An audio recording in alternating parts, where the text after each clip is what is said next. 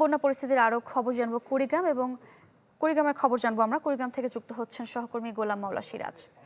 সিরাজ, আমরা বলছিলাম কুড়িগ্রামে বিপদসীমার নিচ দিয়ে বইছে পানি। স্থানীয়রা কিছুটা স্বস্তি পাচ্ছে কিনা, কি অবস্থা সেখানকার জানাবেন। শানিকা, আমরা সকালে যেটা বলেছিলাম, সকাল ৯টার খবর হচ্ছে আরো ৫ সেন্টিমিটার পানি কমেছে। এখন পানি কমেছে বিপদসীমা ১.৫ সেন্টিমিটার উপর, এবং অন্যান্য যে নদ-নদীগুলো হয়েছে সেগুলোর মধ্যে ধরলার পানি হয়েছে, তবে তিস্তার পানি ৫ সেন্টিমিটার কমেছে সকাল ৬টা থেকে ৯টা পর্যন্ত। এর মধ্যে আমরা যেটা দুদিন থেকে বলছিলাম যে সবচেয়ে বড় যে ঝুঁকিটা তৈরি হচ্ছে মানুষের, সেটি হচ্ছে ভাঙন।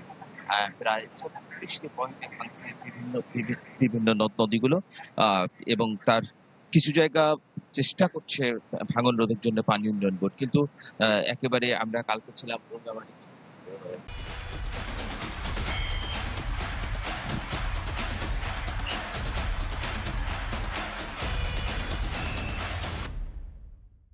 ধরার ক্ষতিতে, সেখানে আজকেও সকালে আমরা খোঁজ নিয়েছিলাম, সেখানে আজকে সকালেও কিন্তু বাড়ি নদীগর্ভে বিলীন হয়েছে এমন খোঁজ নিয়েছি আমরা স্থানীয়দের মাধ্যমে।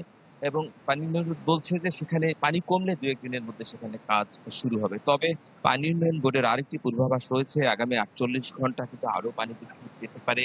উজানি বৃষ্টি হচ্ছে, এই অঞ্চলেও ভারী বৃষ্টির সম্ভাবনা রয়েছে। সবকিছু মিলে স্বল্প মেয়াদী যে বন্যার কথা বলা হয়েছিল, যদিও পানি নেমে গেছে, যে একেবারে নিচু যে এলাকাগুলো প্লাবিত ছিল নদীর তীরের, সেখান থেকেও কিন্তু পানি নামতে শুরু করেছে। তবে এখনো একেবারে নিচু কিছু পার্শ্ব তলিয়ে রয়েছে, কিছু বীজতলা তলিয়ে রয়েছে, বেশ কিছু বাড়ির চারদিকে পানি রয়েছে, অর্থাৎ ওই বাড়ির মানুষগুলো পানিবন্দী হয়ে পড়েছে, কিন্তু এখন পর্যন্ত কোনো বাড়ি ঘরে পানি ওঠার খবর আমরা পাইনি। তবে চলাচলে কিন্তু অনেকটা দুর্ভোগে পড়েছে এখানকার মানুষরা। আরো যদি ৪৮ ঘন্টার মধ্যে বা আগামী ২ দিনের মধ্যে যদি আবারও বৃষ্টি হয়, আবারও যদি পানি বাড়ে বা বন্যার সৃষ্টি হয়, তাহলে মানুষজন আরো একটু দুর্ভোগে পড়বে, এমনটাই কিন্তু দেখা যাচ্ছে নদ নদীর পাড়গুলোতে।